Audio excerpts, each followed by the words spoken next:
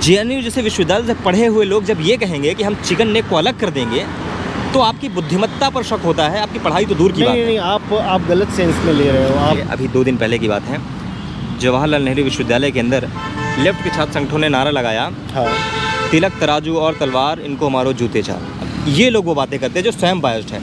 दिल्ली में आप दिल्ली में प्रोटेस्ट करने की बात करते हैं, आप बात करते उत्तर प्रदेश से प्रोटेस्ट करने की, आपने वही जगह क्यों चुनी? इसके पीछे क्या एजेंडा नहीं साफ पता चलता है। और मैं बोलता हूँ कि जो ये स्वयं को बुद्धिजीवी मानते हैं, बड़ी बड़ी पुस्तकें लिखते हैं, बड़ी बड़ी नारे लिखते हैं, परंतु जब आप इस तरह की बातें करते हो तो आपकी पढ़ाई तो दूर की बात है, आपकी बुद्धिमत्ता पर शक होता है कि क्या आप वाकई भारतीय संविधान पर विश्वास रखते हो? ये भारत जो एक देश बना है, क्या आप उस पर विश्वास रखते हो? अगर आप ये बात कर रहे हैं कि आरएसएस जेएनयू का भगवाकरण हो रहा है, तो आप इस बात को क्या स्वीकार करते हैं कि पहले वहाँ का... अभी हम इनसे बात करने वाले हैं IIMC, Indian institute of mass communication, जो कि दिल्ली में है, नई दिल्ली में है, और इसके ढेर सारे रीजनल कैंपसेस भी हैं। आप लोगों को माइक और कैमरा तो आपके लिए बहुत आम चीज़ होगा। जी बिल्कुल बिल्कुल। तो कुछ बताइए, आप कहाँ से हैं, यहाँ क्या कर रहे हैं, ग्रेजुएशन किससे हुआ आपका? जी मैं बेसिकली प्रयागराज से हूँ, वही प्रयागराज जहाँ पर अभी महाकुंभ लगा था। मैंने ग्रेजुएशन किया है बैचलर ऑफ आर्ट्स में, BA रहा है मेरा, और उसके बाद मैंने गवर्नमेंट एग्ज़ाम्स की तैयारियाँ की हैं। मैंने डिफेंस के 5 SSB दिए हैं, तो कॉन्फ्रेंस आउट हुआ हूँ मैं। तो क्या था कि गवर्नमेंट एग्ज़ाम्स में लगातार पेपर लीक्स और लगातार असफलताएं मिल रही थी। मैं पहुँच के वहाँ से वापस लौट आ रहा था। तो उसके बाद पिछले साल पेपर लीक हो गया था यूपी का RO का। तो फिर क्योंकि मैं स्टूडेंट पॉलिटिक्स में था, वहाँ पर बोलने में अच्छा था यूनिवर्सिटी में। जी हाँ, बोलने में अच्छा था। किस एसोसिएशन से आप? जी मुझे लगता है मैं अखिल भारतीय विद्यार्थी परिषद के साथ था वहाँ पर। वो ABVP के? जी हाँ। तो क्या हुआ उसके बाद कि पेपर लीक होगा, तो उसके बाद क्योंकि बोलना लिखना पहले से अच्छा था, तो पिताजी ने सजेस्ट किया कि मीडिया का कोर्स क्यों नहीं ट्राई करते हो। तो उसके बाद मैंने यहाँ का एंट्रेंस दिया, और एक पढ़ने लिखने का ये फ़ायदा मिला कि मुझे सीधे यहाँ पर एडमिशन मिल गया। जी। तो यहाँ पे एडमिशन लेने के लिए क्या करते हैं लोग? देखिए, जो प्रोसेस होता है CUET के थ्रू होता है, तो बहुत सारा कंटेंट तो अवेलेबल नहीं है, क्योंकि इसका सिलेबस भी फिक्स नहीं है कि मीडिया के एग्ज़ाम में क्या पूछा जाएगा। बट कुछ यहाँ के सीनियर्स हैं जो पढ़ाते हैं, और वो बताते हैं कि किस तरह का एग्ज़ाम आएगा और आपको क्या क्या करना पड़ेगा क्वालिफ़िकेशन के लिए, यहाँ पे क्वालिफ़ाई करने के लिए। तो कुछ यूट्यूब चैनल्स हैं, उन्हीं पर वो कंटेंट मिलता है, और फिर प्रीवियस ईयर पेपर्स होते हैं, उसी के थ्रू आप एक पढ़ाई करते हैं, आप एक अनुमान लगाते हैं किस तरह का पेपर सेट हो सकता है। 2-4 यूट्यूब चैनल और कोई किताब सजेस्ट कर देंगे, आने वाले दर्शक पढ़ करके आएंगे? देखिए, मैं ईमानदारी से बताऊं तो किताब मुझे नहीं पता है, मगर ये चैनल है, हरशंकर सर है, उनका चैनल है मीडिया एग्ज़ाम्स, तो वो काफ़ी हेल्प करते हैं इस चीज़ में, आपका एंट्रेंस एग्ज़ाम क्लियर करवाने में। तो अगर आप उनके यूट्यूब चैनल पर जाकर देखेंगे तो आपको बहुत सारा अच्छा कंटेंट मिल जाएगा, जो आपकी बहुत सारी मदद करेगा आपके एंट्रेंस एग्ज़ाम को क्लियर करने में। यहाँ पे लोग बोल रहे हैं कि IIMC पहले डिप्लोमा कराता था, अब मास्टर्स की डिग्री को भी कराना शुरू कर रहा है, या पिछले साल से शुरू कर दिया है, और NEP लागू होने के बाद बहुत सारी चीज़ें बदलने वाली हैं। तो आपको क्या लग रहा है, आप NEP को कैसे देखते हो, और यहाँ के कोर्सेज़ क्या क्या चल रहे हैं, और कितने डोमेन्स है कोर्सेज़ में? जैसे कई लोग रेडियो की पढ़ाई कर रहे हैं, कोई लोग अलग चीज़ की पढ़ाई कर रहे होंगे, कोई लोग कॉर्पोरेट कम्युनिकेशन की पढ़ाई कर रहे होंगे। तो यहाँ कितने कितने ब्रांचेज़ हैं और क्या क्या सुविधाएँ हैं, बताइए कुछ। देखिए, यहाँ पर जो डिप्लोमा कोर्सेज़ हैं उनमें है हिंदी जर्नलिज़म है, इंग्लिश जर्नलिज़म है, उर्दू जर्नलिज़म है, रेडियो एंड टेलीविज़न डिपार्टमेंट है, और डिजिटल मीडिया है, एडवर्टाइजमेंट एंड PR है। ये डिप्लोमा कोर्सेज़ हैं। जो डिग्री के कोर्सेज़ शुरू हुए हैं उनमें है स्ट्रेटजी कम्युनिकेशन है, जिनमें बहुत सारे हमारे डिफेंस के ऑफिसर्स आते हैं पढ़ाने के लिए, और एक मीडिया एंड बिजनेस स्टडीज़ है। तो ये मीडिया एंड बिजनेस स्टडीज़ और स्ट्रेटजी कम्युनिकेशन, ये 2 डिग्री के कोर्सेज़ हैं। बाकी सारे डिप्लोमा के कोर्सेज़ हैं, HJ, EJ। तो क्या होता है कि अभी पिछले साल से ये डिग्री का कोर्स, मास्टर्स स्टार्ट हुआ है। बाकी तो यहाँ पर पहले भी जर्नलिज़म के लिए डिप्लोमा ही चलता था, और जर्नलिज़म के डिप्लोमा में इतनी आपको पढ़ाई करवा दी जाती है 1 साल के अंदर, कि आप कैपेबल हो जाते हैं कि आप जर्नलिज़म को अच्छे से समझ लें, और आपको जर्नलिज़म कैसे करना है, उसके एथिक्स क्या है, किन नियम कानूनों को आपको ध्यान में रखना है, उसका ये पर्पज़ रहता है। डिग्री के कोर्सेज जो स्टार्ट हुए हैं उनमें थोड़ा सा स्ट्रेटजी कम्युनिकेशन इसलिए इम्पॉर्टेंट है, क्योंकि इंडिया को अगर हम देखें एज ए होल कंट्री, तो इन्फॉर्मेशन वारफेयर में हम काफ़ी पीछे रह जाते हैं। तो मुझे लगता है स्ट्रेटजी कम्युनिकेशन का, क्योंकि हमारे डिफेंस के बहुत सारे ऑफिसर्स आते हैं यहाँ पर पढ़ाने के लिए, हमारे जवान आते हैं पढ़ाने के लिए, तो इंडिया को और यहाँ की जो स्टूडेंट्स हैं उनको इन्फॉर्मेशन वारफेयर में, क्योंकि आज ये एक बहुत अच्छा टूल बन गया है। कैसा टूल? मीडिया नहीं, इन्फॉर्मेशन वारफेयर एक कंट्री का पर्सपेक्टिव रखने में इंफॉर्मेशन वारफेयर बहुत ज़्यादा हेल्प करता है। तो इस लहजे से स्ट्रेटेजिक कम्युनिकेशन की पढ़ाई बहुत आवश्यक है।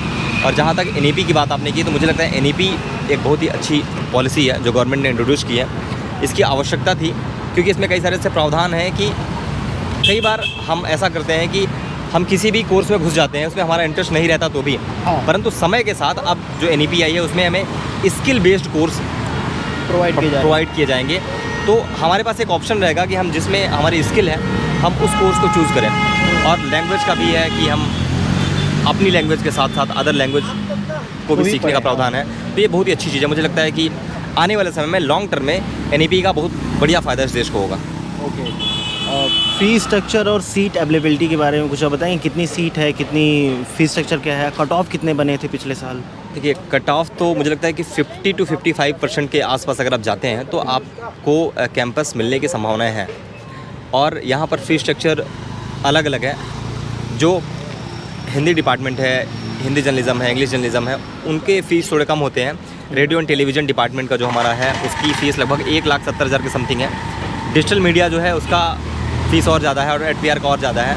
तो जैसे जैसे जिसकी नीड है, जैसे करंट टाइम में एडवर्टाइजमेंट एंड PR एक उभरता हुआ ब्रांच है, डिजिटल मीडिया एक उभरता हुआ ब्रांच है। रेडियो एंड टेलीविज़न डिपार्टमेंट में आजकल आप देख रहे होंगे कि यूट्यूब पे लोग कैमरे को फेस करना चाहते हैं, एक उभरता हुआ वो है। तो इनकी फ़ीसें थोड़ी ज़्यादा होती हैं। हमारा प्रिंट मीडिया जिसमें मैक्सिमम चांसेस रहते हैं कि लोग प्रिंट मीडिया में जाएँ, हालांकि ऐसा आवश्यक नहीं है, परंतु जिसमें केवल लिखने पे फोकस करवाया जाता है उसकी फ़ीस थोड़ी कम है। फ़ीस अफोर्डेबल है। फ़ीस के साथ साथ आपको यहाँ पर वो क्वालिटी मिल जाती है जो आप एक स्टूडेंट को चाहिए होती है जर्नलिज्म के कोर्स में। ओके। तो प्लेसमेंट का क्या स्थिति है भाई साहब? देखिए, प्लेसमेंट में थोड़ा मिक्सअप चलता है। मिक्सअप कैसा? हाँ, मतलब? मिक्सअप देखिए, केवल और केवल कैंपस के नाम से आपको प्लेसमेंट नहीं मिलेगी। IMC के एक ब्रांड वैल्यू है, बट उसके साथ साथ इस बात यह भी निर्भर करता है कि आपकी योग्यता कितनी है। आपने यहाँ पर आके अपने खुद को कितना शेप दिया है, खुद को कितना आपने तराशा है।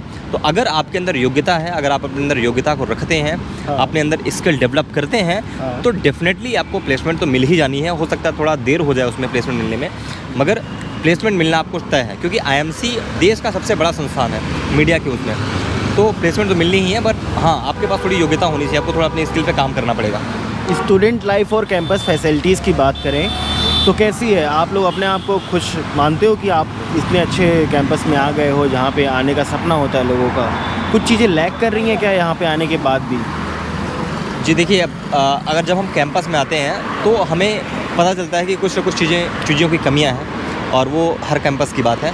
परंतु अगर आप IMC की बात करें, जहाँ आने का लोगों का ड्रीम रहता है, तो IMC एक बहुत ही अच्छा संस्थान है। बहुत कुछ सिखाता है आपको, 9 महीने के अंदर आपको बहुत कुछ सिखा देता है, जो बाहर से आप देखते हैं उससे बिल्कुल अलग है। यहाँ पर आकर आप उस चीज़ को महसूस कर पाएंगे कि आप जर्नलिज्म करने आए हैं, तो आपको वो क्वालिटी वो प्रोवाइड कराता है।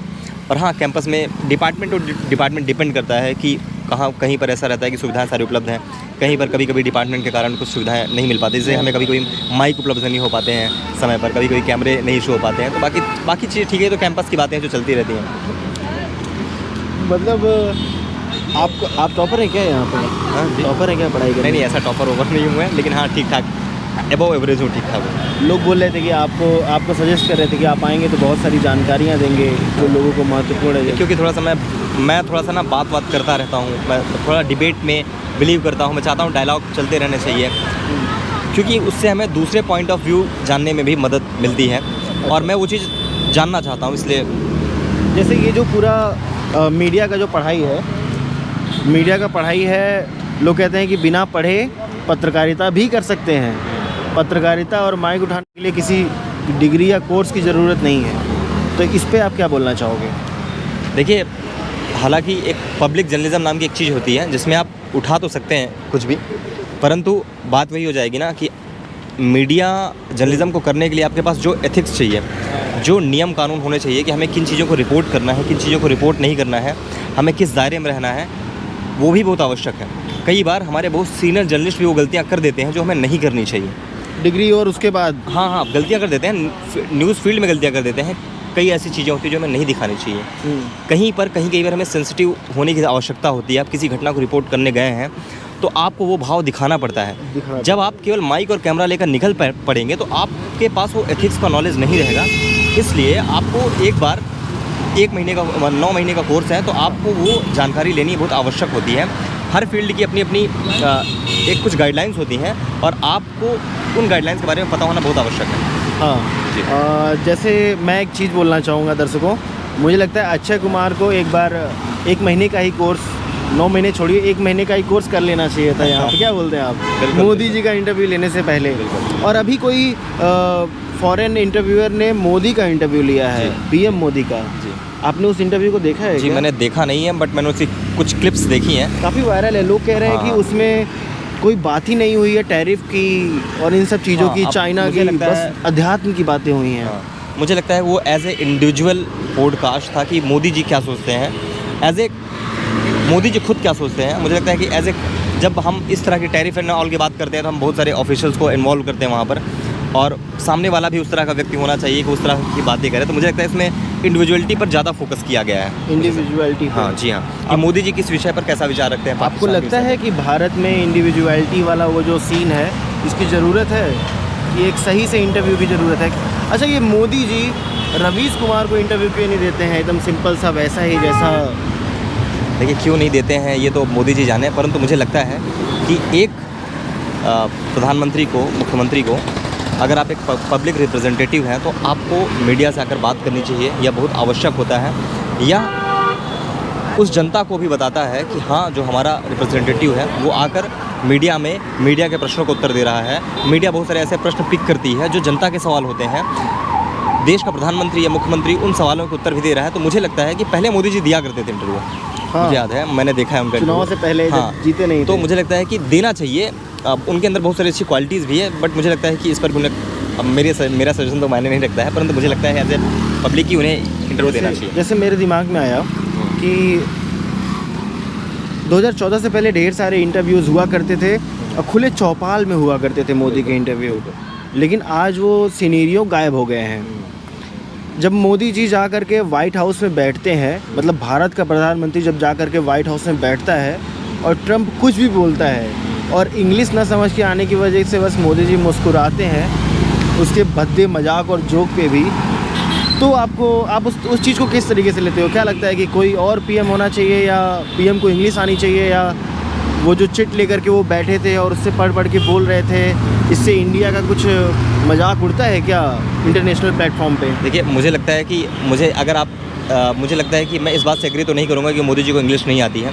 कई बार कई बड़े प्लेटफॉर्म पर मैंने उन्हें इंग्लिश बोलते हुए सुना है, देखा है, समझते हुए देखा है। तो मैं इस बात से तो मुझे नहीं लगता है कि उन्हें इंग्लिश नहीं आती है। बट हाँ, ये है कि डोनाल्ड ट्रंप एक ऐसे लीडर हैं जो कुछ भी बोल देते हैं और ये उनकी क्वालिटी है। कई बार उनको बेसिक जियोपॉलिटिक्स के बारे में नॉलेज नहीं होती है, मगर वो कुछ भी बोलते हैं। वो सोने से पहले कुछ और बोलते हैं और सोने को उठने के बाद कुछ और बोलते हैं। ये उनकी स्पेशलिटी है। इंडिया एज ए कंट्री उनके साथ अपने रिलेशंस मेंटेन करने की कोशिश कर रहा है।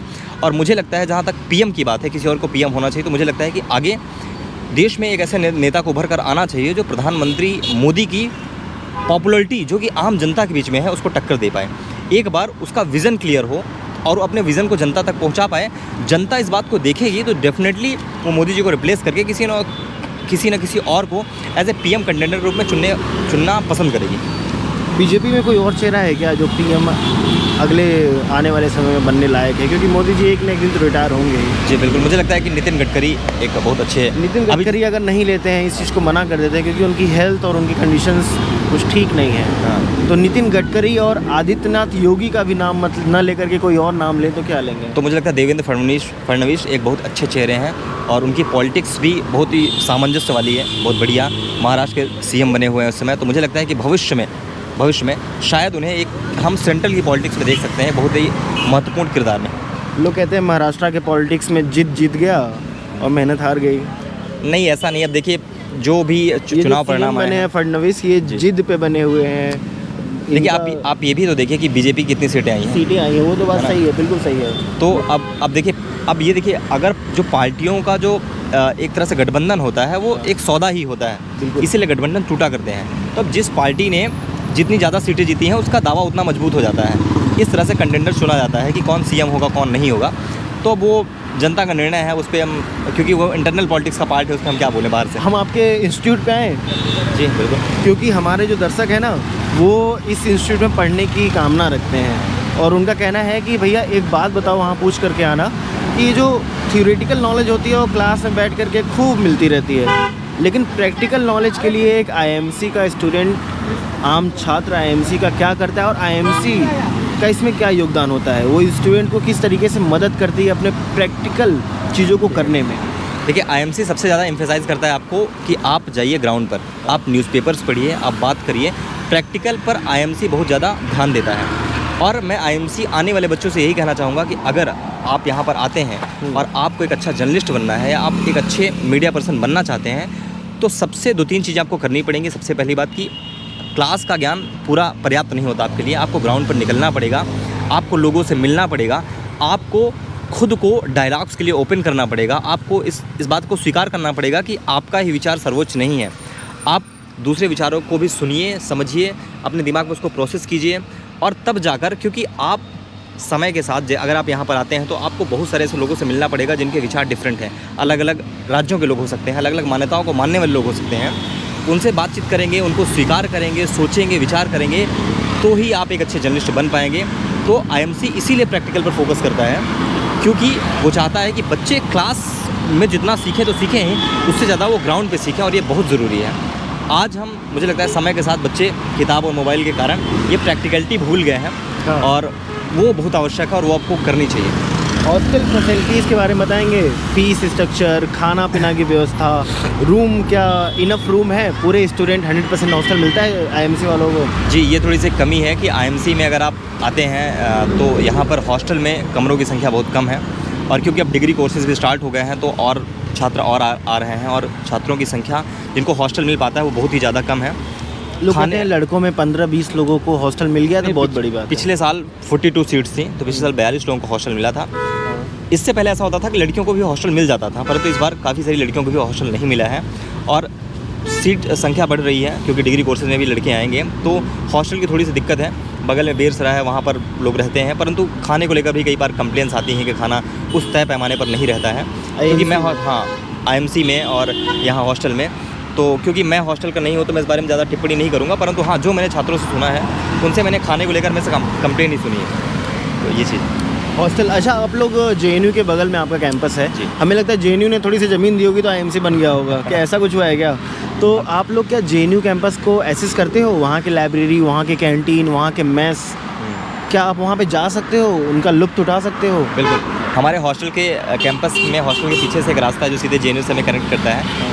तो हम लोग अक्सर खाली टाइम में बीच के रास्ते से होते हुए जेएनयू जाते हैं। वहाँ पर हम, क्योंकि जेएनयू में थोड़ा ढाबे अच्छे हैं, खाना वहाँ पे अच्छा मिलता है, टेस्टी रहता है और अफोर्डेबल रहता है, और काफ़ी ज़्यादा क्वालिटी वाला खाना रहता है। तो हम खाली टाइम पे जेएनयू जाते हैं और हम जेएनयू में घूमना पसंद करते हैं। कैंपस अच्छा है, वहाँ पे कई सारे सीनियर्स रहते हैं, कहीं ना कहीं से जान पहचान हो जाती है, उनसे बातचीत करते हैं, वो हमारी बहुत हेल्प भी करते हैं। और मतलब माहौल अच्छा है, आप लोग इधर उधर कर लेते हो? बिल्कुल बिल्कुल, बहुत अच्छा है। और क्योंकि ये आईएमसी, क्योंकि मीडिया का इंस्टीट्यूट है, छात्रों की संख्या बहुत कम है, तो बहुत आवश्यक माना जाता है कि हम जाएं और बातचीत करें। बहुत अच्छा। कोने में चल के एक सवाल पूछूं क्या? बिल्कुल, आप सवाल पूछ सकते हैं, कोने में नहीं, यहीं भी पूछिए आप।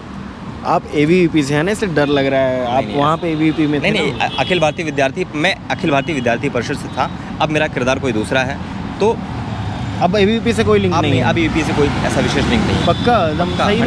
100%। तो एक सवाल का जवाब दीजिए। लोग बोल रहे हैं यहाँ से कई छात्र ऐसे हैं जो आईएमसी से निकाल दिए गए हैं, आपने कभी सुना है नाम?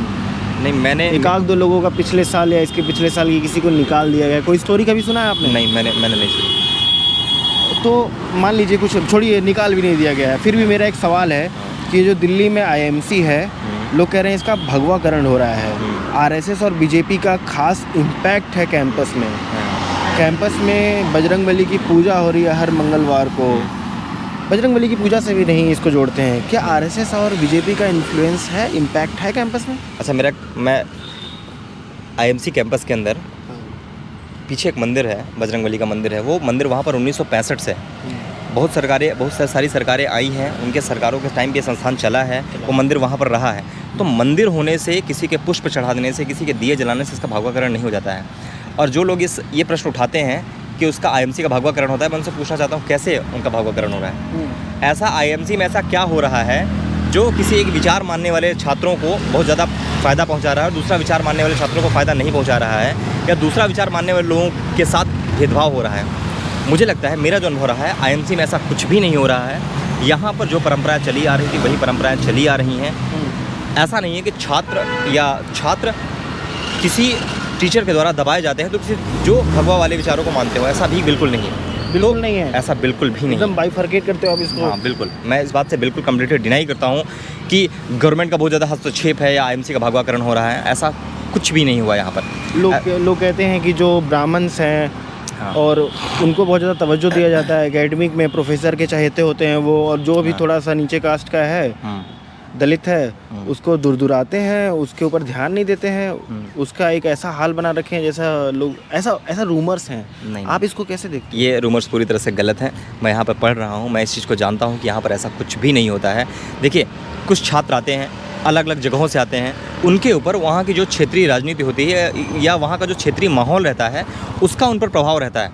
परंतु टीचर की तरफ से, प्रोफेसर्स की तरफ से, HODs की तरफ से कभी ऐसा नहीं देखा। हमारे कुछ ऐसे सर हैं जो, और हमारे जो HOD हैं अलग अलग डिपार्टमेंट के, उन्होंने ओपन स्पेस दे रखा है कि आप आइए, आपको कोई भी समस्या है बात करिए, बहुत ही कंफर्टेबल है बच्चों के साथ। इस तरह का कोई भी भेदभाव फ़िलहाल मेरी क्लास में या जो अदर डिपार्टमेंट्स हैं वहाँ पर ऐसा कुछ भी नहीं हुआ है। हाँ। तो मैं तो कम्प्लीटली आईएमसी का स्टूडेंट होते हुए इस बात को डिनाई करता हूँ। जैसे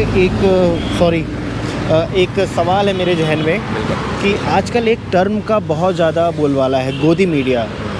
और लोगों का कहना है कि ये जो मेन स्ट्रीम मीडिया है और बड़े बड़े पत्रकार हैं, वो चाटुकारिता कर रहे हैं बीजेपी, RSS और सरकार की, और न्यूज़ को पूरा अल्टर कर देते हैं। येलो पत्रकारिता की तरफ जा रही है पूरा का पूरा मेन स्ट्रीम पत्रकारिता। तो आप इस पे क्या बोलना चाहोगे? देखिए, मुझे लगता है कि मैं गोदी मीडिया जैसे वर्ड का यूज़ नहीं करूँगा, क्योंकि अगर कोई व्यक्ति फैक्ट गलत दिखाए तो हम उस पर ब्लेम कर सकते हैं कि हाँ कुछ गलत नॉलेज दी जा रही है। बट मुझे लगता है कि बहुत सारी चीज़ें ऐसी हैं। देखिए, पत्रकारिता का एक उद्देश्य है कि हमें अंतिम व्यक्ति तक पहुंचना है, और वो प्रयास मेन स्ट्रीम मीडिया द्वारा किया जा रहा है। परंतु समय के साथ डिजिटल जर्नलिज्म पर भरोसा बढ़ा है, क्योंकि कुछ लैकिंग है। ऐसा नहीं कि पूरी तरह से कम्प्लीटली सही जा रहे हैं, कुछ ना कुछ कमियां हैं इन मेन स्ट्रीम मीडिया वालों के अंदर। जैसे कि ग्राउंड रिपोर्टिंग में मैं जो देख पाता हूँ कि ग्राउंड रिपोर्टिंग का जो दायरा है मेन स्ट्रीम मीडिया ने काफ़ी कम कर दिया है। मेन स्ट्रीम मीडिया फोकस करती है डिबेट पर, और समय के साथ साथ कभी डिबेट पसंद की जाती रही होगी, परंतु अब पब्लिक इस बात से ऊब चुकी है कि आप वही 4-5 पैनलिस्ट लाते हैं, किसी मुद्दे पर उनको लड़ाते हैं, भिड़ाते हैं, मारपीट होती है। तो इससे बेटर पब्लिक अब ग्राउंड रियलिटी देखना ज़्यादा पसंद कर रही है। और क्योंकि जो यूट्यूब के पत्रकार हैं या जो ऐसे पत्रकार हैं जो ओपन फ्रीलांस के तौर पर करते हैं, वो काफ़ी हद तक ग्राउंड की रियलिटी आपको दिखाते हैं। आपको गाँव में जाते हैं, शहर में दिखाते हैं। आप जाएंगे, अगर आप देखेंगे तो महाकुंभ में उन पत्रकारों ने बहुत अच्छा काम किया जो एज ए फ्रीलांस काम करते हैं मेन स्ट्रीम मीडिया से। वहीं पे कुछ पत्रकारों ने ऐसा काम किया कि यहाँ कुछ नहीं हुआ है। यहाँ कोई, रूबिका लियाकत ने क्या बोला अपने वीडियो में कि यहाँ पे कोई भगदड़ नहीं हुई है, यहाँ पे कोई मौत नहीं हुई है। एक महाकुंभ की जो पूरी इज्जत है, पूरे रुतबे को बिगाड़ने की कोशिश की जा रही है, हिंदुत्व को पीछे ढकेलने की कोशिश की जा रही है। और वहाँ पे हुआ, 2-2 भगदड़ हुआ था। आपको पता है ना, 2-2 भगदड़ हुआ था वहाँ पे। मीडिया रिपोर्ट्स ने ऐसा कहा है। हाँ। मैं आपसे, आप महाकुंभ गए थे? नहीं, मैं महाकुंभ नहीं गया। मैं महाकुंभ से हो गया हूँ। मैं तो प्रयागराज का ही हूँ, तो महाकुंभ तो वहाँ पर है, वहीं पर हुआ है। देखिए, सरकार ने जो आंकड़ा दिया है, कई सारी मीडिया रिपोर्ट्स ऐसी भी आई हैं जिसमें ये कहा गया कि दूसरी जगह पर भी भगदड़ हुई थी, परंतु इसका कोई आधिकारिक कंफर्म सोर्स कहीं से नहीं है। कौन देगा आधिकारिक सोर्स बड़े भाई? वही तो मैं पूछ रहा हूँ कि आप, वही सवाल मेरा आपसे है कि कौन देगा आधिकारिक सोर्स? क्या आप उस मीडिया रिपोर्ट पर भी बिलीव कर लेंगे पूर्णतः, जिन्होंने दिखाया कि यहाँ पर भगदड़ हुई है?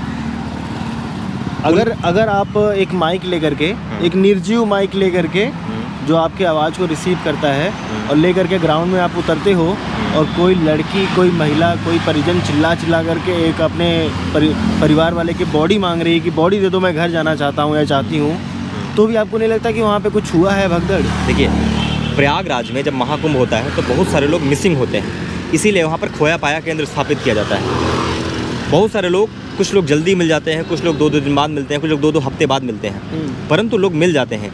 आपने एक खबर ये भी सुनी होगी कि एक व्यक्ति जिसकी तिरही मनाई जा रही थी, वो व्यक्ति 2 हफ्ते बाद घर लौटा, है ना। तो जो व्यक्ति खोए हैं, हर व्यक्ति के पास मीडिया नहीं पहुंचता है, हर व्यक्ति कितनों का केस रिजॉल्व हुआ। आपने एक केस देखा, एक महिला को आपने उस परिस्थिति में देखा कि वो रो रही है कि उसका परिजन खो गया है, परंतु उसका जो फाइनल कंक्लूजन है, परिजन मिला या नहीं मिला, उस तक मीडिया नहीं पहुंचती है। तो देखिए, हम स्पष्ट तौर पर यहाँ नहीं कह सकते हैं कि हाँ, जो महिला रो रही थी उस टाइम पर अपने परिजन के लिए, भविष्य में उसका परिजन उसे नहीं मिला, है ना। ये हम एक आंकड़ा लगाते हैं, एक अपने अनुभव के आधार पर बताते हैं कि इस तरह की कोई चीज़ हुई होगी, परंतु यह पूरी तरह से सत्य नहीं है कि हाँ वो चीज़ सही ही हो। ओके जी। सोशल मीडिया पे bird and nudity, abusing language और ऐसे ढेर सारे कृत्य आप देख रहे हैं। एक लड़की छोटे कपड़े पहन करके रील बना रही है, खूब डांस कर रही है, ढेर सारे व्यूज़ आ रहे हैं। एक लड़का जो अभी आज जानकारी दिया है कि सरकार ने ये गलती की है, इसको सही करना चाहिए, उस पर 10 व्यूज़ आ रहे हैं। और एक आदमी जो एक शो खोलता है, उसमें गालियाँ देता है, जैसे रणवीर ने इंडिया गॉट लेटेंट पे जो किया, उसकी वजह से उसके ऊपर केस भी चला। तो ऐसी न्यूडिटी, वल्गारिटी और ये एब्यूसिव लैंग्वेज और एक्सेसिव ओवर यूटिलाइजेशन और एक्सप्लॉइटेशन ऑफ सोशल मीडिया को लेकर के आप क्या बोलोगे? देखो, मुझे लगता है कि आज के यूथ की ये सबसे बड़ी प्रॉब्लम बनती जा रही है, और यूथ के साथ साथ मैं टीन एज को भी ऐड करूँगा, क्योंकि टीन एज पर इस सोशल मीडिया के इस तरह के कृत्यों का, इस तरह के रील का, इस तरह के वल्गर कंटेंट का बहुत ज़्यादा प्रभाव पड़ रहा है। मुझे लगता है कि ऑस्ट्रेलिया की सरकार ने जिस तरह से एक सोशल मीडिया यूज़ करने वालों पर एक रिस्ट्रिक्शन लगाई है कि इस एज के नीचे वाले सोशल मीडिया यूज़ नहीं कर सकते हैं, भारत सरकार को भी इस तरह का कोई नियम लाना चाहिए, क्योंकि हम समय के साथ देख रहे हैं। देखिए, ये बात तो है कि सोशल मीडिया पर कई तरह का कंटेंट परोसा जा रहा है, परंतु एक व्यक्ति, एक छोटा सा बालक, एक टीनेज का बालक जिसका माइंड अभी परिपक्व नहीं है, और ये चीज़ें ऐसी होती हैं जो उसे अट्रैक्ट करती हैं, क्षणिक सुख की चीज़ें होती हैं जो उसे अट्रैक्ट करती हैं, तो उसके इन चीज़ों में फंसने की संभावनाएं ज़्यादा होती हैं। तो इस पर हमें जिम्मेदारी तय करनी होगी, उन क्रिएटर्स की भी और सरकार की भी जिम्मेदारी बनती है। सरकार भी कुछ ऐसा ना करे कि अभिव्यक्ति की स्वतंत्रता पर प्रतिबंध लग जाए, परंतु समाज में जिस तरह का परिवर्तन आ रहा है, जिस तरह टीन एज आज चीज़ें कंज्यूम कर रहा है, उसको लेकर सरकार को क्रिएटर्स पर भी जिम्मेदारी तय करनी चाहिए और सरकार को अपनी तरफ से कुछ नियम कानून बनाने चाहिए, क्योंकि समय के साथ ये चीज़ें बढ़ती जा रही हैं। सस्ती लोकप्रियता का ये एक साधन हो गया है, गाली देना, न्यूडिटी, ये सस्ती लोकप्रियता का एक साधन हो गया है, क्योंकि ये चीज़ें अट्रैक्ट जल्दी करती हैं, इसलिए लोग इसे कंज्यूम बहुत जल्दी कर लेते हैं और वो समझ नहीं पाते, वो फेर नहीं समझ पाते कि क्या गलत है क्या सही है। बहुत सारे लिबरल्स ऐसा बोलते हैं कि अगर गाली दी जा रही है, समय रहना गाली दे रहा है, तो ये गाली कौन सी बड़ी बात है? क्या हम लोग आपस में गाली नहीं देते? मतलब कुछ लोग प्रमोट कर रहे हैं कि सोशल मीडिया पे माँ बहन की गालियाँ और बहुत सारी चीज़ें चल सकती है, जिसको देखना है वो देखे, जिसको नहीं देखना है वो ना देखे। तो मेरा एक सवाल खड़ा होता है कि क्या इस पे आने वाले जनरेशन जो यूट्यूब पे लॉन्च होना चाह रही है, क्या उसके दिमाग पे कोई असर पड़ेगा? बिल्कुल पड़ रहा है, आप देखिए। लेकिन उनका कहना है कि नहीं पड़ रहा है, उनको पता है कि ये जलता हुआ चीज़ है, इसको नहीं छूना है, वो छू रहे हैं, जल जाएंगे तो उनका प्रॉब्लम है। तो उनका ये कहना है कि गाली जैसी चीज़ जो सोशल मीडिया पे चल रही है वो बहुत ही नॉर्मल, बहुत ही अच्छी चीज़ है और इसको लोगों को पचाना चाहिए। इस पर आप क्या बोलना चाहेंगे? मैं एक सवाल पूछना चाहता हूँ, जो 15-16 साल के बच्चे होते हैं, क्या आप उनको, क्योंकि वो 15-16 साल के हो गए, तो क्या उन्हें माता पिता खुला छोड़ देते हैं कि बेटा अब तुम्हें जो सोसाइटी में कंज्यूम करना है कंज्यूम करो? ऐसा नहीं होता है। माता पिता फिर बोलते हैं कि बेटा ये गलत है, ये सही है। इस तरह से अगर सोशल मीडिया ओपन प्लेटफॉर्म है तो उन क्रिएटर्स को भी अपनी इस जिम्मेदारी को समझना पड़ेगा कि आप क्या परोस रहे हैं समाज में, क्योंकि आपको बोलने की स्वतंत्रता है, इसका मतलब यह नहीं है कि आप समाज में कुछ भी दे देंगे, उसका असर उन पर पड़ता है। और ये चीज़ अगर आप देख पा रहे होंगे तो कहीं ना कहीं से आजकल के जो टीनेजर्स बच्चे हैं, जो 11th के बच्चे हैं, 12th के बच्चे हैं, जिस तरह से जो ग्रुपिंग करते हैं, गालियाँ देते हैं, हम जब 11th-12th थे तो हम ऐसी चीज़ नहीं करते थे, परंतु आज उसका सोशल मीडिया का प्रभाव कहीं ना कहीं दिखता है समाज पर, उन छात्रों पर दिखता है। छोटे छोटे गुट बनाएंगे और वो जो एल्विश यादव एंड ऑल करते हैं, सारी चीज़ें करते हैं। मैं किसी पर्टिकुलर का नाम नहीं लेना चाहूँगा, परंतु हाँ, ऐसे बहुत सारे क्रिएटर्स हैं। तो देखिए, एक कहावत है इंग्लिश में कि great power comes with great responsibility. हम आप आपस में सामान्य गालियाँ देते हैं, कोई बात नहीं, परंतु जब हमारी जिम्मेदारी बड़ी हो जाती है, हमारा पद बड़ा हो जाता है, हमारा ओहदा बड़ा हो जाता है, जब हमें लाखों लोग देखते हैं और उसमें फिल्टराइजेशन नहीं होता है, तो फिर ये समस्या होती है, क्योंकि तब आपको वो लोग भी कंज्यूम कर रहे होते हैं जो शायद परिपक्व नहीं है, जिनका दिमाग उतना परिपक्व नहीं है, तब ये समस्या का कारण बनता है। हाँ। इसलिए जब आप किसी बड़े किरदार पर, बड़े पद पर जाकर आप ये चीज़ें करते हैं तो फिर ये दिक्कत का कारण बनता है। और सक्सेसिव लोग जो सो कॉल्ड लिबरल्स हैं वो बोलते हैं कि गाली वाली अगर आप पचा नहीं पा रहे हो तो आपकी मेंटालिटी बेकार है, गंवार हो तुम चीज़ों को समझ नहीं पा रहे हो। मतलब आप इसको पूरी तरीके से ये बोलते हो कि ये जो गाली गलौज और न्यूडिटी है इसको सोशल मीडिया पे नहीं फैलने देना चाहिए, इसका एक बैड इम्पैक्ट पड़ता है कहीं ना कहीं ना। और अगर एक पत्रकारिता का छात्र ऐसा बोल रहा है तो कहीं ना कहीं इस पे इसकी डिटेल स्टडी ज़रूर होगी। और जो लोग कहते हैं कि इस काम का किसी के दिमाग पे कोई असर नहीं पड़ेगा, सब लोग न्यूट्रल लेंगे, तो वो शायद हम बताओ। एक बात मैं कहना चाहता हूँ कि हमारे यहाँ सेंसर बोर्ड है, वो जब मूवी रिलीज़ होती है तो उसको सेंसर करता है। हमारे पास ये चीज़ भी है, ये नियम भी है कि 18+ कंटेंट क्या है, 18- कंटेंट क्या है। हम इस बात पे भी बातचीत करते हैं कौन सी मूवी किस एज ग्रुप के लिए है, किस एज ग्रुप के लिए नहीं है। जब हम इतनी चीज़ों में फिल्टराइजेशन करते हैं तो सोशल मीडिया पर जो कंटेंट जा रहा है हम उस पर कैसे ये चीज़ कह सकते हैं कि कुछ नहीं होता है। डेफिनेटली इसका प्रभाव तो पड़ता ही है कहीं ना कहीं से। जैसा जो चीज़ें कंज्यूम करेंगे आपका दिमाग वैसा ही बनेगा। जैसा सोचेंगे वैसा पाएंगे, बिल्कुल। जैसा करेंगे वैसे हो जाएंगे। तो यही है, धीरे धीरे जो आपके इंस्टीट्यूट से बहुत अच्छे लोग पढ़ करके बाहर निकले हैं और अभी बड़े बड़े मेन स्ट्रीम मीडिया में काम कर रहे हैं, क्या लगता है कि वो फुल फ्लेश्ड होकर के काम कर रहे हैं? गवर्नमेंट के द्वारा कोई भी प्रेशर नहीं है न्यूज़ अल्ट्रेशन को लेकर के, या वो स्वतंत्र पत्रकारिता कर पा रहे हैं जो यहाँ से निकले हैं एलुमनाइज आपके तगड़े तगड़े? जी, रवीश कुमार को छोड़ करके श्याम मीरा सिंह राजस्थान वाला, श्याम मीरा सिंह राजस्थान में उनका नहीं पता कि मुझे वो उनका क्षेत्र कहाँ से आते हैं, परंतु श्याम मीरा सिंह यहाँ के हमारे एलुमनाई रहे हैं, बहुत अच्छा काम कर रहे हैं। और देखिए, मैं इस बात को मानता हूँ कि देखिए, प्रत्येक व्यक्ति जो सरकार के पक्ष में है या सरकार के विरोध में है, प्रत्येक व्यक्ति का कोई ना कोई एक थॉट प्रोसेस होता है और उसी थॉट के अनुसार कार्य करता है। रवीश कुमार जी यदि सरकार के विपक्ष में सदैव रहते हैं, और हमें बैलेंस पत्रकारिता की ज़रूरत है। सरकार के सदैव विपक्ष में रहना भी कोई बहुत अच्छी बात नहीं है, सरकार के सदैव पक्ष में रहना भी कोई बहुत अच्छी बात नहीं है। हम पत्रकारिता के छात्र हैं, हमें बैलेंस बनाना है। सरकार बहुत सारे बिल ऐसे पास करती है जो बहुत अच्छे होते हैं, बहुत सारे बिल ऐसे पास करती है जिन पे विरोधी की आवश्यकता होती है। हमें बैलेंस बनाकर चलना है। हम मीडिया के लोग हैं और हमें अच्छी बातें और बुरी बातें दोनों बतानी होती हैं, क्योंकि हम लोकतंत्र के चौथे पिलर माने जाते हैं। तो हमें ये बात समझनी होगी कि लोकतंत्र का चौथा पिलर केवल और केवल विरोध करने से मजबूत नहीं होगा।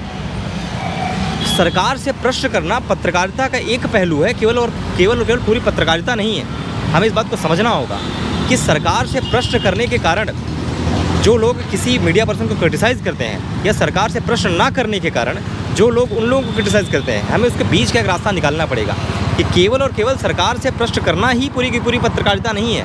उसके अलावा भी पत्रकारिता में बहुत कुछ आता है जिस पे हमें फोकस करने की आवश्यकता है। हमें प्रश्न भी करना है, सरकार कुछ अच्छा काम कर रही है तो उसे हमें प्रेज़ भी करना है। न्यूट्रल रह के हमें बैलेंस बना कर चलना है। जी, सरकार की अच्छाइयाँ और बुराइयाँ दोनों को दिखाना है। Do you think Indian media follows ethical journalism और वो बायस्ड है? I think they are biased, definitely they are biased. जैसे कुछ न्यूज़ चैनल के नाम आप बताओगे? एंड मैं ये नहीं कहूँ, मैं न्यूज़ चैनल्स का नाम तो नहीं लूँगा। बिल्कुल ले लो यार। नहीं, मैं न्यूज़ चैनल्स का नाम नहीं लेना चाहूँगा, अभी नहीं लेना चाहूँगा मैं न्यूज़ चैनल्स का नाम, क्योंकि देखिए, एक बहुत अच्छी डिबेट हुई थी हमारे क्लास। चैलेंजेस क्या हैं? देखिए, चैलेंजेस ये है कि आपको मैं जो मैं चैलेंज देख पा रहा हूँ, मुझे लगता है कि मेन स्ट्रीम मीडिया को विशेष रूप से प्रयास करना चाहिए कि वो जो जिस तरह से डिजिटल मीडिया काम कर रहा है, ग्राउंड जा रहा है, गांव जा रहा है, उस पर्सन तक पहुंच रहा है जिसको प्रॉब्लम है, जिसको दिक्कत है, जबकि उसके पास रिसोर्सेज कम है। तो मेन स्ट्रीम मीडिया को भी प्रयास करना चाहिए कि उसके पास इतने रिसोर्सेज होते हुए भी उसे अपने रिपोर्टर अलग अलग जगह पर फैलाने चाहिए, ताकि वो भी उस डिजिटल पत्रकारिता की तरह जगह जगह तक पहुँच पाए।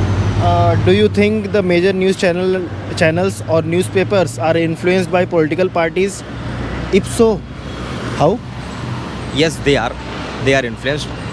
ये चीज़ उनके भाषणों में, उनके पत्रकारिता में। देखिए, अब देखिए, क्यों का उत्तर तो मेरे पास नहीं है। क्यों का उत्तर वही दे सकते हैं कि वो क्यों बायस्ड हैं, परंतु हाँ, कहीं ना कहीं लोग पक्ष में भी बायस्ड हैं और विपक्ष में भी बायस्ड हैं। जो मैंने आपको बीच का रास्ता कहा ना, वो बीच का रास्ता मुझे अभी दिख नहीं रहा है। बीच का रास्ता मतलब फिर से एक बार समझा। बीच का रास्ता मतलब कि आपको सरकार की जो अच्छी चीज़ें हैं उनको प्रेज़ भी करना है और सरकार की जो बुरी चीज़ें हैं उनको क्रिटिसाइज़ भी करना है। लोग कुछ लोग ऐसे हैं जो केवल और केवल बुराइयां करते हैं, कुछ लोग ऐसे हैं जो केवल और केवल अच्छाइयां करते हैं। हमें इन दोनों के बीच का रास्ता निकालना पड़ेगा और यही पत्रकारिता का असली मतलब है। Are journalists and media houses directly or indirectly funded by political parties? I don't think so कि they are funded by political parties, but they are funded by different type of organizations. Indirectly funded by मतलब एक direct consent था, एक indirect था। तो हमें लगता है गवर्नमेंट डायरेक्ट हस्तक्षेप नहीं करती है, वो बड़े लोगों का सहारा लेकर के किसी मीडिया चैनल को खरीदने की कोशिश करती है। आई थिंक ये ऐसा होता है Because media houses are corporate houses, so there are a lot of money involved in those media organizations and they are working with that type of agenda. तो जहाँ पर अगर बातचीत होगी, जहाँ पर पैसा इन्वॉल्व रहेगा, बिकॉज वो कॉरपोरेट है तो वो उनका सारा रेवेन्यू पर ही डिपेंड करता है, तो अगर कहीं से पैसा लगा होगा तो डेफिनेटली उधर थोड़ा बहुत बायस्ड रहेंगे। पॉलिटिकल एडवर्टाइजिंग और फंडिंग की वजह से क्या लगता है न्यूज़ पे कुछ फ़र्क पड़ता है? पॉलिटिकल एडवर्टाइजिंग और फंडिंग की वजह से बिल्कुल फ़र्क पड़ता है, बिल्कुल फ़र्क पड़ता है मुझे लगता है। मीडिया अपनी एथिक्स खो देती है या और पा जाती है? नहीं, इसे खोना ही कहेंगे हम। मुझे लगता है कि अगर आप कहीं ना कहीं से इन्फ्लुएंस हो रहे हैं, अगर आप बीच का रास्ता नहीं निकाल रहे हैं तो आप उसको अपनी एथिक्स खो ही रहे हैं। जो पढ़ाया जा रहा है आप उस पर नहीं चल रहे हैं। Do journalist have freedom to report the truth, और किसी प्रेशर में उस स्टोरी को छोड़ देते हैं वो? Yes, I think they have the freedom. कुछ लोग ऐसे हैं जो फ्रीडम के साथ चीज़ें कर रहे हैं, उनको कोई आपत्ति नहीं है। तो अगर कोई ये कहता है कि फ्रीडम नहीं है तो मैं इस बात को कम्प्लीटली डिनाई करता हूँ कि फ्रीडम नहीं है, फ्रीडम है। हाँ, कोई व्यक्ति किसी डिनाई कैसे करते हो? देखो, मैं आपको एकाएक रोक दिया हूँ। मैं इस बात पे ये पूछना चाहूँगा कि एक अविनाश नाम का जर्नलिस्ट था, उसको जिंदा जला दिया जाता है बिहार में, क्योंकि उसने कुछ खुलासा किया रोड को लेकर के। और एक चंद्रकेश, क्या नाम था, मुकेश चंद्राकर के साथ भी ऐसा ही कुछ हुआ। तो आपको नहीं लगता कि ये सच्चाई बताने का नतीजा है उन लोगों के साथ? देखिए, अगर आप फ्रीडम इस आधार पर बात कर रहे हैं कि गवर्नमेंट की तरफ से फ्रीडम है या नहीं, तो मैं यही कहूँगा कि गवर्नमेंट की तरफ से फ्रीडम है, क्योंकि बहुत सारे ऐसे लोग हैं जो केवल और केवल गवर्नमेंट की बुराइयां करते हैं, परंतु वो सुरक्षित हैं, बुराइयां कर रहे हैं और करते रहेंगे, बहुत समय से करते आ रहे हैं और कर रहे हैं।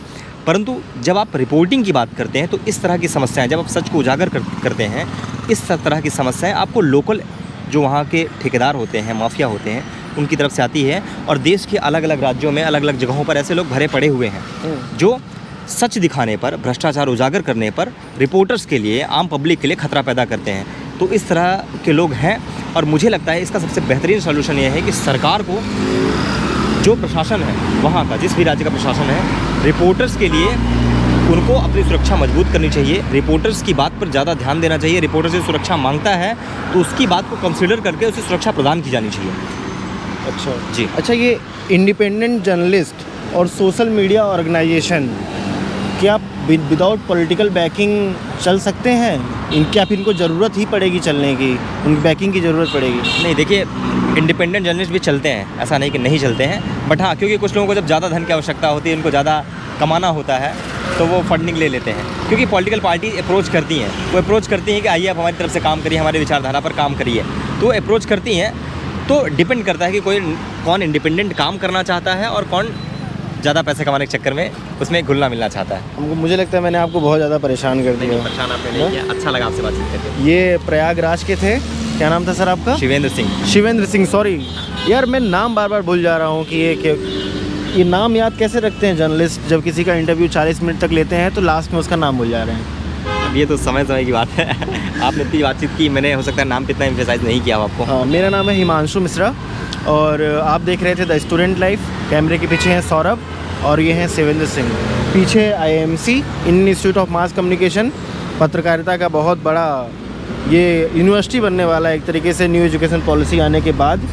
और लोग कहते हैं कि बहुत सारी चीज़ें यहाँ पे इन्फ्लुएंस कर रही है, BJP और RSS का खास इन्फ्लुएंस है। पत्रकारिता की पढ़ाई वैसी नहीं रह गई जैसी अब हो रही है। तो ये सब सारी बातें हुई। क्या लगता है पत्रकारिता की पढ़ाई में कुछ चेंजेस हुए हैं? क्या वो चेंजेस वाहियात चेंजेस हैं या बढ़िया चेंजेस हैं? देखिए, क्योंकि इसके पहले मैं पूरी बात ऑनेस्टली आपको बता रहा हूँ। देखिए, इसके पहले क्योंकि मैं बहुत ज़्यादा नहीं जानता था पत्रकारिता के बारे में, तो मैं ये नहीं कहूँगा कि पहले कैसा था, परंतु जहाँ तक मैं यहाँ आकर आज देख पा रहा हूँ तो मुझे ऐसा नहीं लगता है कि किसी भी विचारधारा की तरफ झुकने के लिए आपको यहाँ पर पत्रकारिता सिखाई जाती है। किसी भी विचारधारा की तरफ झुकने के लिए आपको पत्रकारिता बिल्कुल नहीं सिखाई जाती। ये उस व्यक्ति की इंडिविजुअल चॉइस होती है कि वो किस तरफ झुकना चाहता है, उसकी व्यक्तिगत चॉइस होती है। यहाँ पर आपको पत्रकारिता के गुर सिखाया जाता है कि आपको पत्रकारिता कैसे करनी है, पत्रकारिता के क्या नियम कानून हैं जो आपको फॉलो करने हैं। परंतु यदि किसी व्यक्ति का व्यक्तिगत झुकाव किसी तरफ है तो फिर वो अलग बात है। फिर आप उस व्यक्ति को दोष देंगे, ना कि आप संस्थान को दोष देंगे। ओके, लेकिन संस्थान में जैसे भगवाकरण बढ़ रहा है, ये सेफ्रोनाइजेशन, वो बहुत खतरे की बात है या सही है या ठीक है? लोग कहते हैं कि जेएनयू में भी ऐसा हो रहा है, आरएसएस का इन्फ्लुएंस इतना ज़्यादा हो रहा है कि वही लोग पीएचडी में एडमिशन पा रहे हैं जो एबीवीपी आरएसएस से लिंक्ड है, वही लोग असिस्टेंट प्रोफेसर या प्रोफेसर बन रहे हैं, वही लोग प्रमोशन पा रहे हैं, वही लोग वाइस चांसलर बन रहे हैं। आप जेएनयू के वाइस चांसलर को देखिए या जामिया के वाइस चांसलर को देखिए या बीएचयू के वाइस चांसलर को देखिए, आपको नहीं लगता कि वो बायसनेस है वाइस चांसलर में? ये बताइए, ये अधिकार केंद्र सरकार को ही नियुक्त करने का ना, तो एक संवैधानिक प्रावधान है कि उनको अधिकार है नियुक्त करने का। दूसरी बात ये है कि अगर आप ये बात कर रहे हैं कि आरएसएस जेएनयू का भगवाकरण हो रहा है, तो आप इस बात को क्या स्वीकार करते हैं कि पहले वहाँ का लेफ्ट वाला वो हुआ था, लेफ्ट विचारधारा वहाँ पर सरकार ने बढ़ाने का प्रयास किया था? और अगर आप इस बात को मानते हैं, आप इस बात को क्यों नहीं मानते कि अगर वो न्यूट्रल रहा हो? अगर मैं आपके सवाल का उत्तर देता हूं, से शुरू करते हैं ना, लेफ्ट पे जाएंगे तो कहेंगे राइट, आप राइट की बात कर रहे हो तो लेफ्ट होगा ही। आप कुछ ना जानने वाले व्यक्ति से ही पूछेंगे ना कि जेएनयू में कौन सी विचारधारा हावी है, वो ज़्यादा कुछ नहीं जानता होगा तो वही बता देगा जेएनयू में लेफ्ट विचारधारा हावी है। ये पुरानी कहानी हो गई। पुरानी कहानी नहीं, मैं अभी आपको उदाहरण दे रहा हूँ। अभी कुछ दिनों पहले जेएनयू में साबरमती की स्क्रीनिंग हो रही थी और वहाँ पर लेफ्ट के छात्र संगठनों ने पत्थरबाजी की। अब बताइए आप, अच्छा, और पत्थरबाजी कौन करता है? मैं आपको एक एग्जांपल दूँ, बताइए। एबीवीपी का कार्यकर्ता आयशा के कार्यकर्ता को ऑफिस में घुस करके पीटता है, बहुत अच्छे से पीटता है। कौन पिटाया, क्या पिटाया, कौन मारा, कौन मराया, आप नाम खोजो जाकर के, मैं यहाँ नहीं लेना चाहता हूँ किसी का नाम, लेकिन मैं आपको काउंटर दिया। बताओ आप साबरमती पे क्या हुआ? मैं आपको एक बात बोलना चाहता हूँ। देखिए, कोई भी छात्र संगठन मजबूत होता है किसी सरकार के कारण नहीं। छात्र संगठन मजबूत होता है वहाँ के छात्रों के कारण। अगर आज के समय में अखिल भारतीय विद्यार्थी परिषद को यदि लोग पसंद करते होंगे वहाँ पर जेएनयू में, तो वहाँ पर उन छात्रों का योगदान है। सरकार का यदि इंटरवेंशन होता तो आज जेएनयू एसयू में अखिल भारतीय विद्यार्थी परिषद जीत कर बैठी होती। परंतु आज भी जेएनयू एसयू में धनंजय जी हैं जो कि दूसरी संगठन से ताल्लुक़ रखते हैं। ऐसा, हाँ, ऐसा ताल्लुक़ रखते हैं, वो दूसरे उससे हैं। तो आप ये नहीं कह सकते कि छात्र संगठनों में या जेएनयू के अंदर सरकार का सीधे सीधे प्रभाव है। देखिए, छात्र के ऊपर निर्भर करता है कि छात्र किस विचारधारा को स्वीकार करके किस छात्र संगठन को मजबूत बनाने का प्रयास करते हैं। ओके। और समय के साथ जिस तरह से एक नया दौर शुरू हुआ है अपनी पुरानी चीज़ों पर गर्व करने का, अपनी संस्कृति पर गर्व करने का, तो ये चीज़ सोशल मीडिया पर भी आ रही है। छात्र चीज़ को देख रहे हैं और समझ रहे हैं कि उनको किस छात्र संगठन को मजबूत बनाना है, किसको मजबूत नहीं बनाना है। हाँ, लेकिन एक सवाल और भी मेरे जहन में आता है कि क्यों सिर्फ साबरमती या कश्मीर फाइल्स, केरला फाइल्स जैसी स्टोरियां ही सिर्फ एबीवीपी या ऐसे संगठन से चलाती है? और भी ढेर सारे ऐसे मूवीज़ और ऐसे ढेर सारे डॉक्यूमेंट्रीज़ हैं जो कि चलाए जाने चाहिए, जो कि गरीबी को, भुखमरी को, स्वास्थ्य की व्यवस्था जो जर्जर हो गई है गाँव में, इस पे ढेर सारी डॉक्यूमेंट्रीज़ हैं। क्यों ऐसे डॉक्यूमेंट्री को क्यों नहीं छूती है एबीवीपी? क्यों सिर्फ ये जो प्रोपेगेंडास फिल्में हैं, लोग कहते हैं, ऐसा मैं नहीं बोल रहा हूँ, प्रोपेगेंडास फिल्मों को ही क्यों स्क्रीनिंग करके दिखाते हैं? आपको लगता है कि साबरमती ये प्रोपेगेंडा फिल्म है? लोग ऐसा बोलते हैं, लेफ्ट ऐसा बोलती है, हम बस बोल रहे हैं। अभी 2 दिन पहले की बात है, जवाहरलाल नेहरू विश्वविद्यालय के अंदर लेफ्ट के छात्र संगठनों ने नारा लगाया, तिलक तराजू और तलवार, इनको मारो जूते चार। अभी 2 दिन पहले की बात है। जनरल सेक्रेटरी ने आई थिंक नारा लगाया। अब ये बताइए, आर्या ने, ये लोग वो बातें करते हैं जो स्वयं बायस्ड है। साबरमती की स्क्रीनिंग हुई, वो एक घटना हमारे देश में हुई थी, उसको सराहा गया, उसकी स्क्रीनिंग संसद में भी हुई। जहाँ तक स्वास्थ्य की बात है, एजुकेशन की बात है, तो मुझे लगता है कि उन चीज़ों पर भी फोकस करना चाहिए।